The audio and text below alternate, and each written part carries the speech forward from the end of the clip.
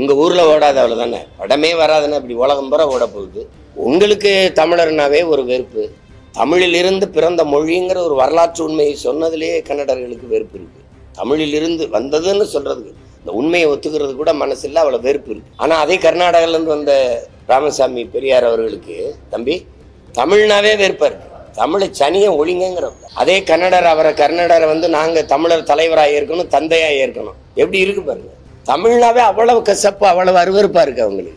படிப்பகத்துல கூட்டம் அதிகம் இருக்கா, குடிப்பகத்துல கூட்டம் அதிகமா இருக்கான்னு சொல்லுங்க, நீங்க சொல்லுங்க. இப்ப 100 கோடிக்கு நூலகம் கட்டினீங்க, போமா எல்லாரும் கருவி எடுத்துக்கிட்டு எத்தனை ஆயிரம் பேர் உட்கார்ந்து படிக்கிறாங்க. டாஸ்மார்க் அப்படியே போவோம், எத்தனை ஆயிரம் பேர் குடிக்கிறாங்கன்னு பாப்போமா. விஜய் வருவாரு கட்சி ஆரம்பிக்கிறதுக்கு தான் நான் கட்சி ஆரம்பிச்சு 15 வருஷமா போராட்டி இருக்கிறேன். இப்ப திமுக ஆட்சியை ஒழிக்கணும்னு எல்லாம் பேசுறாங்கன்னா, அந்த ஆட்சியை தேர்வு செய்த மக்களும் அதுக்கு பொறுப்பே இருக்கணும்.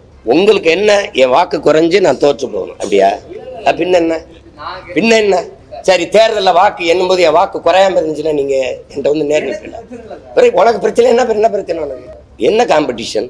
எனக்கு உலகத்திலே எவன் காம்படிஷன் கிடையாது, எனக்கு கிடையாது. என் தத்துவத்துக்கு போட்டியா இனி ஒரு தலைவன் பிறந்துதான் வரணும். உங்க ஊர்ல ஓடாத அவ்வளவுதானே, படமே வராதுன்னு அப்படி உலகம் பூரா ஓட போகுது.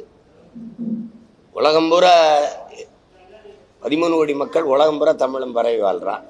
இப்ப எங்க மாண்பை நீங்க பாராட்டுங்க. உங்களுடைய மண்ணிலிருந்து எடுக்கப்பட்ட KGF 1, 2 நாங்கள் ஏதாவது தொந்தரவு பண்ணோமா? சொல்லுங்க நீங்க. இப்போ சரி, எங்கள் அண்ணன் கமலஹாசன் வந்து தமிழ் மொழியிலிருந்து தான் கன்னட மொழி வந்துச்சுன்னு சொல்லிட்டாங்க, சரி அதனால நீங்கள் பேசுறீங்க. தம்பி விஜய் என்ன பேசினார்? எதுக்கு அவருடைய படம் மெர்சல் எல்லா படத்தையும் தானே பதாகைகள் சோரொட்டியில் கிழிச்சிங்க, படத்தை ஓட விடாமல் தடுத்தீங்க. அவர் என்ன பேசினார்? உங்களுக்கு தமிழர்னாவே ஒரு வெறுப்பு, அதனால அது நீங்க இப்படித்தான் பார்க்கணும். நீங்க தமிழிலிருந்து பிறந்த மொழிங்கிற ஒரு வரலாற்று உண்மையை சொன்னதிலேயே கன்னடர்களுக்கு வெறுப்பு இருக்கு. தமிழிலிருந்து வந்ததுன்னு சொல்றதுக்கு, இந்த உண்மையை ஒத்துக்கிறது கூட மனசு இல்லை, அவ்வளவு வெறுப்பு இருக்கு. ஆனா அதே கர்நாடகால இருந்து வந்த ராமசாமி பெரியார் அவர்களுக்கு தம்பி தமிழ்னாவே வெறுப்பா இருக்கு. தமிழை சனியை ஒழிங்கிற. அதே கர்நாடரை வந்து நாங்க தமிழர் தலைவராக இருக்கணும், தந்தையா இருக்கணும். எப்படி இருக்கு பாருங்க. தமிழ்னாவே அவ்வளவு கசப்பு, அவ்வளவு அருவருப்பா இருக்கு அவங்களுக்கு. அவரே ரொம்ப நாள் ராமசாமி நாயக்கர் தான் கையெழுத்து போட்டுருந்தாங்க. தம்பி பெரியார்னு இங்க ஒரு படம் வந்துச்சுல்ல, இங்க பெரியார்னு ஒரு படம். அங்க என்ன, அங்க ஆந்திராவில் அந்த படம் வரும்போது பேர் என்ன இல்ல, அங்க போகும்போது நாயக்கர் தான் படம் வந்தது. பெரியார் ராமசாமி நாயக்கர் தான் பேர் வச்சு படம் வெளியிட்டாங்க. அது தெரியாதா? ரொம்ப நாள் அவர் எழுதின கடிதங்கள் எல்லாமே, முகமது அலி ஜின்னாவுக்குலாம் எழுதின கடிதங்கள்லாம் இருக்குல்ல, அதுல எல்லாம் நாயக்கர் தான் போட்டுக்கணும். வேணா உங்களுக்கு அனுப்பி வைக்கவா அண்ணன்? திராவிட முன்னேற்ற கழகங்கிறது ஒரு பெரிய அது கட்சி, அவங்க கட்சி தலைமை தான் முடிவெடுக்கணும். இப்போ அண்ணன் வந்து அவருக்கு வந்து கொடுக்கணுங்கிறத அவங்க தான் விரும்பி இருக்கணும். முதல்ல இங்கே பாருங்க, கமலண்ணன் இந்த ஒப்பந்தத்தில் பேசி ஒரு முடிவு எடுத்திருப்பாங்க, நான் உங்களை ஆதரிக்கிறோம், எங்களுக்கு மாநிலங்களவை கொடுங்கன்ட்டு வாழ்த்துங்க. அடிக்கடி முதல்வர் இப்படி ஒவ்வொரு ஊருக்கும் வரணும்னு சொல்லி வாழ்த்துனீங்கன்னா எல்லா ஊருக்கும் நல்ல பளிச்சுன்னு சாலைகள் வரும். இது சரி, என்ன செய்யுது? இவங்களே பேசும்போது திராவிட நாகரிகம்னு சொன்னாங்க, அப்புறம் இந்திய நாகரிகம் பண்பாடுன்னாங்க. உங்களுக்கே தெரியும், இவங்களுக்குமே இந்த பெருமையை தமிழர்களுக்கு விட்டு கொடுக்கறது அவங்களுக்குமே இருக்காது. திராவிடம்னு சொன்னா அதுக்கு பேசுவாங்க. தமிழ் அறிவியல் மொழியான்னு கேட்டவங்க தானே இவங்கெல்லாம். அப்புறம் திடீர் 5500 ஆண்டுக்கு முன்னாடியே தமிழர்கள் இரும்பை உருக்கி பயன்படுத்திருக்காங்கன்னு பேசுறது, அதெல்லாம் எந்த வாய்? அவங்களுக்கு எல்லாம் ஒண்ணுதான், தமிழனுக்கு அது மண்ணு தான், எல்லாம் முடிச்சு விட்டு போறதுதான். இப்ப திராவிட மொழியில திராவிட இனம்ன்றாங்கல்ல, திராவிடம், அதுல கன்னடர்கள் இருக்காங்களா இல்லையா? ஏன் நாங்கள் தண்ணி வைக்கும்போது அடிக்கிறாங்க? இப்போ ஏன் தமிழ்ல இருந்து வந்ததுங்கிறது அதை ஏற்றுக்கிற இவ்வளவு அருவருப்பும் இவ்வளவு வெறுப்பும் இவ்வளவு பகை உணர்வும் ஏன் வருது? மருத்துவம் மட்டுமே கல்வி அப்படிங்கிறத நான் ஏற்கல. உங்களுக்கு விளங்குதுன்னு நினைக்கிறேன்.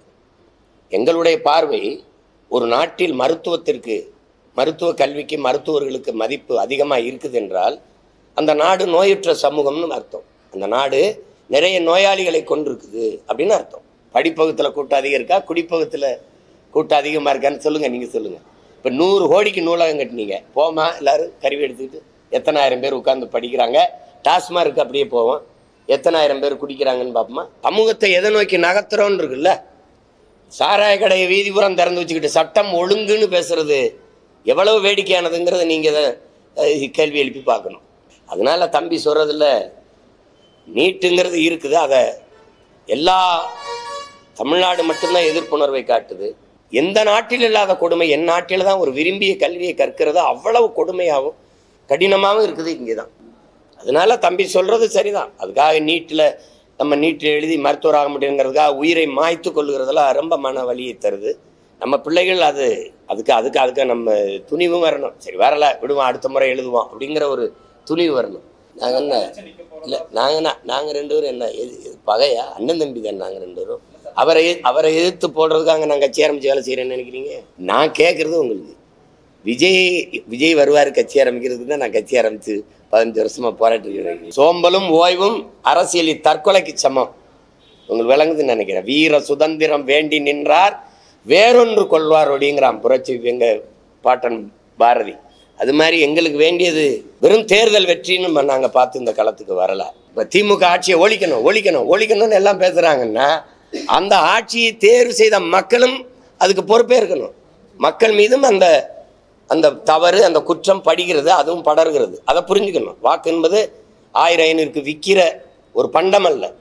அது ஜனநாயகத்தை ஏற்றுக்கொண்ட மக்களாட்சி ஏற்றுக்கொண்ட ஒரு நாட்டில் மக்களுக்கு இருக்கிற வலிமை மிக்க ஆயுதம். அது ஒரு கருவி, அது ஒரு உரிமை. அப்படின்னா இது நாடு இல்லை சுடுகாடு என்று அர்த்தம். அது எப்படி சிதறும்னு நீங்களா ஒரு கணக்கு ஏங்க? அவர் வந்தால் நன்றாக இருக்கும்னு நினைக்கிறவங்க அவங்களுக்கு செலுத்துவாங்க, நாங்க வந்தால் நன்றாக இருக்கும்னு எங்களுக்கு செலுத்துவாங்க. நீங்க சொல்லுங்க அதிமுக ஆட்சியில் இருக்கிறவங்க வாக்கத்தான் பிரிக்கிறாங்க அப்படின்னு. இன்னும் நீங்க ஏதோ கூரை விடும் போய் கூரையை பிரிச்சுட்டு வர மாதிரியே ஓட்ட பிரிக்கிறாருன்னே பிரிச்சுட்டு இருக்கீங்க. உங்களுக்கு என்ன, என் வாக்கு குறைஞ்சு நான் தோற்று போகணும் அப்படியா? பின்ன என்ன? சரி, தேர்தலில் வாக்கு எண்ணும்போது என் வாக்கு குறையாம இருந்துச்சுன்னா நீங்க என்கிட்ட வந்து நேரில் போயிடலாம். உனக்கு பிரச்சனை என்ன பிரச்சனை உனக்கு? அது என்ன குறையும் இல்லை, என்ன குடுகுடுப்புக்காரனா நீ ஜோசியக்காரனா? என்னைக்கு என் வாக்கு உயரும்னு எவன் சொல்லியிருக்கான் அந்த நாட்டில்? இருங்க, ஒரு விவாதத்தில் ஒரு ஆய்வறிஞன் ஒரு ஊடகம் சீமான் 1.1 4.5 லட்சம் வாக்கு வாங்கும்போது அவர் 36 லட்சம் வாக்கு வருவார்னு யாராவது சொன்னீங்களா? 17 லட்சம் இருக்கும்போது 30 வரும்னு சொன்னீங்களா?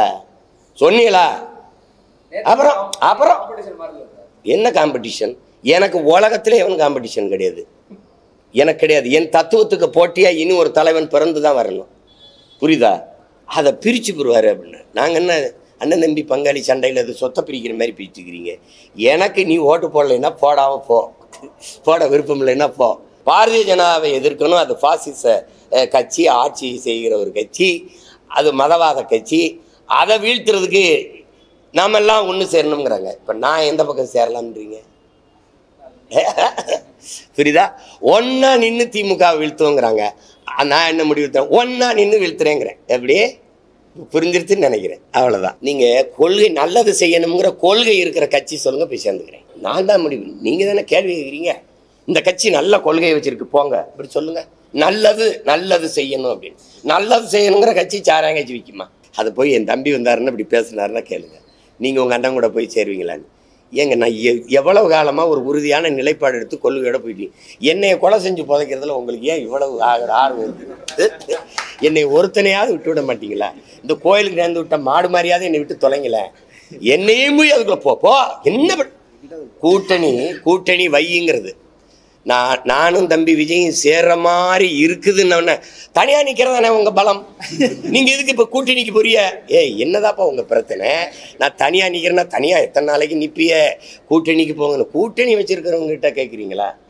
கூட்டணி வச்சா தான் வெல்ல முடியும்னு சொல்லணும். கொள்கை இல்லாமல் எப்படி வெல்ல முடியும்னு யார்ட்டையும் கேட்கல. இப்ப என்ன சொல்றீங்க? நான் தனியா நிக்க போறேன்னு அறிவிச்ச பிறகு ஏதாவது கூட்டணி வைக்க மாட்டீங்களான்னு. சரி, இப்ப நான் கூட்டணி வைக்கிறேன்னு சொல்றேன். நாளைக்கு நீங்க என்னங்க நீங்க தனியா தானே நின்னீங்க, அதானே உங்க பலம். ஏன் இப்போ கூட்டணி வைக்கிறீங்கன்னு கேட்பீங்க. அந்த கழுதையை சொல்லுவாங்களா, முன்னாடி போனால் கடிக்குது, பின்னாடி வந்தால் உதைக்குது, இப்போ நான் என்ன தாண்டா செய்யறதுன்னு. அது மாதிரி எது செஞ்சாலும் நீங்கள் இப்படி கேட்டுக்கிட்டு இருந்தீங்கன்னா நான் என்ன பண்ணுறது? நான் தனித்து தான் போட்டிடுவேன். இதில் எந்த தலைவர் படத்துக்கு பக்கத்தில் என் தலைவர் படத்தை போடுறது? போட்டால் இருப்பாங்களா? இல்லை நீங்களே காட்டுவீங்களா? அப்போ சிக்கல் புரியுதா? அதனால அது கடினம், அதை விட்டுருவோம்.